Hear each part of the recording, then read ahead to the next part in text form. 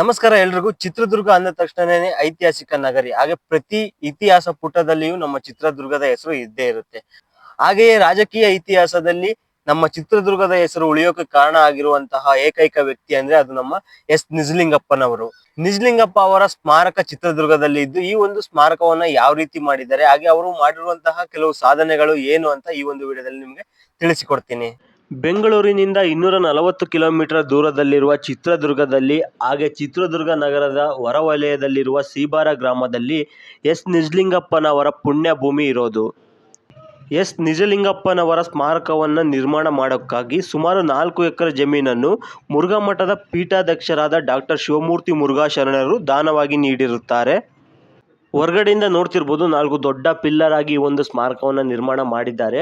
ಹಾಗೆ ಇನ್ನು ಒಳಗಡೆ ಹೋಗಿ ನೋಡೋಣ ಯಾವ ರೀತಿ ಇದನ್ನ ಕ್ರಿಯೇಟ್ ಮಾಡಿದ್ದಾರೆ ಅಂತ. ಈಗ ಒಳಗಡೆ ಎಂಟ್ರಿ ಕೊಟ್ಟ ನಂತರ ನೀವು ಇಲ್ಲಿ ನೋಡ್ತಿರ್ಬೋದು, ಎಲ್ಲ ಪಾರ್ಕ್ ಟೈಪ್ ಮಾಡಿದ್ದಾರೆ. ಇಲ್ಲಿ ಹೊರಗಡೆಯಿಂದ ಯಾರಾದರೂ ಪಬ್ಲಿಕ್ ಬಂದರೆ ಇಲ್ಲಿ ರೆಸ್ಟ್ ಮಾಡೋ ರೀತಿ ಚೇರ್ಗಳನ್ನೆಲ್ಲ ಇಲ್ಲಿ ಹಾಕಿದ್ದಾರೆ.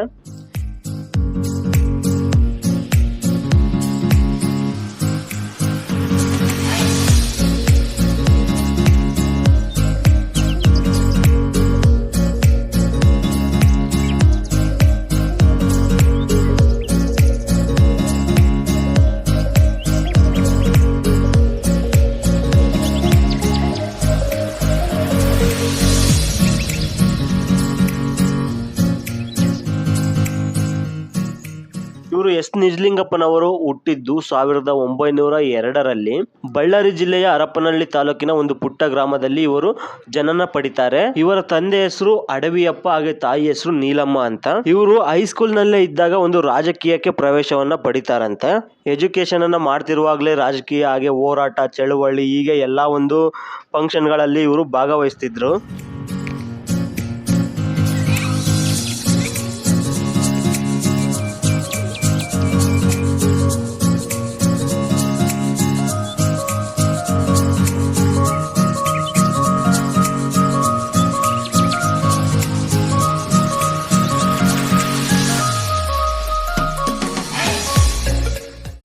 ಸ್ವಾತಂತ್ರ್ಯ ಚಳವಳಿಯಲ್ಲಿ ಸಕ್ರಿಯವಾಗಿ ಪಾಲ್ಗೊಂಡ ನಿಜಲಿಂಗಪ್ಪನವರು ಕರ್ನಾಟಕ ಏಕೀಕರಣದಲ್ಲಿ ವಹಿಸಿದ ಪಾತ್ರ ಅನನ್ಯವಾದುದು. 1947ರಲ್ಲಿ ಸ್ವಾತಂತ್ರ್ಯ ಬಂದ ನಂತರ ಏಕೀಕರಣದ ಹೋರಾಟ ತೀವ್ರ ಸ್ವರೂಪ ತಾಳುತ್ತದೆ. ನಾಡಿನ ಅನೇಕ ಸೃಜನಶೀಲರೊಂದಿಗೆ, ಸಾಹಿತಿಗಳೊಂದಿಗೆ ನಿಜಲಿಂಗಪ್ಪನವರು ಭಾಷಾವಾರು ಪ್ರಾಂತ ರಚನೆಗೆ ತಮ್ಮನ್ನು ತಾವು ತೊಡಗಿಸಿಕೊಂಡರು.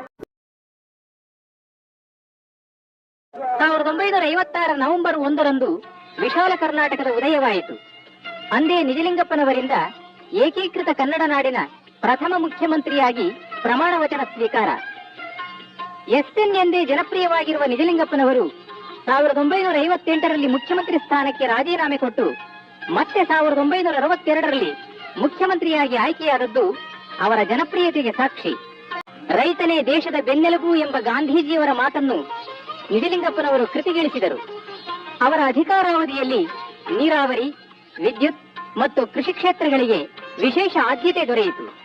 ನಿಜಲಿಂಗಪ್ಪನವರ ಕಾಲದಲ್ಲಿ ಆಗಿರುವ ಶರಾವತಿ ಯೋಜನೆ ನಮ್ಮ ನಾಡಿನ ಹೆಮ್ಮೆಯ ಸಾಧನೆ. ಕೃಷ್ಣಾ ಮೇಲ್ದಂಡೆಯಂತಹ 6 ಬೃಹತ್ ನೀರಾವರಿ ಯೋಜನೆಗಳು ಅವರ ಅಧಿಕಾರಾವಧಿಯಲ್ಲಿ ರೂಪುಗೊಂಡವು. ಕಾವೇರಿ ನೀರು ತಂದು ಬೆಂಗಳೂರು ನಗರದ ನೀರಿನ ಬವಣೆಯನ್ನು ನೀಗಿದ ಶ್ರೇಯಸ್ಸು ನಿಜಲಿಂಗಪ್ಪನವರಿಗೆ ಸಲ್ಲುತ್ತದೆ. ಸ್ವಾತಂತ್ರ್ಯ ಹೋರಾಟಗಾರರು ಮತ್ತು ವೃದ್ಧ ಕೃಷಿ ಕಾರ್ಮಿಕರಿಗೆ ಪಿಂಚಣಿ ಯೋಜನೆ ಆರಂಭಿಸಿದವರು ನಿಜಲಿಂಗಪ್ಪನವರು.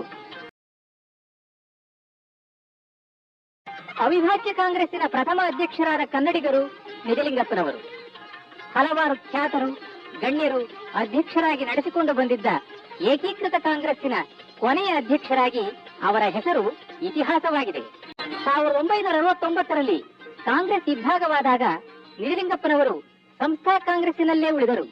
ಕೌಟುಂಬಿಕ ಜೀವನಕ್ಕಷ್ಟೇ ಅಲ್ಲ, ಸಾಮಾಜಿಕ ಜೀವನ, ಸ್ವಾತಂತ್ರ್ಯ ಹೋರಾಟ ಎಲ್ಲದಕ್ಕೂ ಪತ್ನಿ ಮುಡಿಗೆಮ್ಮನವರು ಬೆನ್ನೆಲುಬು. ನಿಜಲಿಂಗಪ್ಪನವರು ಅದನ್ನು ಇಂದಿಗೂ ಮರೆತಿಲ್ಲ.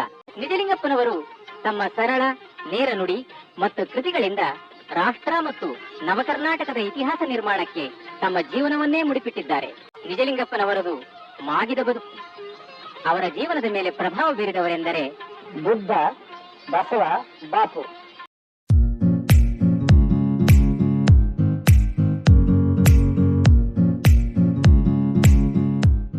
ನೋಡಿದ್ರಲ್ಲ, ಈ ಒಂದು ವಿಡಿಯೋ ನಿಮ್ಗೆ ಇಷ್ಟ ಆಗಿದೆ ಅಂತ ಅನ್ಕೊಳ್ತೀನಿ. ಈ ಒಂದು ವಿಡಿಯೋ ಇಷ್ಟ ಆಗಿದ್ರೆ ಲೈಕ್ ಮಾಡಿ, ಹಾಗೆ ಈ ಒಂದು ವಿಡಿಯೋನ ನಿಮ್ಮ ಸ್ನೇಹಿತರಿಗೂ ಕೂಡ ಶೇರ್ ಮಾಡಿ. ಹಾಗೆ ಮುಂದಿನ ಇನ್ನೊಂದು ವಿಡಿಯೋದಲ್ಲಿ ಚಿತ್ರದುರ್ಗದ ಇನ್ನೊಂದು ಸ್ಥಳದ ಬಗ್ಗೆ ನಿಮ್ಗೆ ವಿಡಿಯೋ ಮಾಡಿ ತಿಳಿಸ್ತೀನಿ. Thank you for watching. Take care.